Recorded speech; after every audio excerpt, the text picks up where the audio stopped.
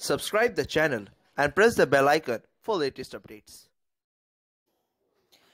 ক্যালকাটা ইউনিভার্সিটিতে philosophy honours নিয়ে যারা পড়ছো সেমিস্টার 5-এ তোমাদের যে ডিএসসি পেপার রয়েছে হিউম, তার 15 মার্কসের যে সাজেশান সেটা আমি অনেক আগেই দিয়েছি। আশা করি তোমরা এতদিনে পেয়েও গেছো এবং তৈরিও করে নিয়েছো। তা আমি যে 15 মার্কসের কোশ্চেনগুলো দিয়েছিলাম সেইগুলো তোমরা নিশ্চয়ই তৈরি করে ফেলেছো। আজকে আমি তোমাদেরকে 5 মার্কসের কিছু কোশ্চেন দেবো। এখানে দেখো 5 মার্কসের কোশ্চেনগুলো রয়েছে। হিউমের মতে চরম সংশয়বাদের বিরুদ্ধে প্রধান আপত্তিটি আলোচনা করো। হিউম কিভাবে কল্পনা ও বিশ্বাসের মধ্যে পার্থক্য করেছেন আলোচনা করো। ধর্মীয় প্রকল্প বলতে কি বোঝো। হিউম কি অনিবার্যতা সম্পর্কে ধারণাকে অস্বীকার করেছেন? তোমার মতের সমর্থনে যুক্তি দাও। হিউম স্বাধীনতা বলতে কি বোঝেন? স্বাধীনতা ও অনিবার্যতা কি পরস্পর বিরোধী? আলোচনা করো।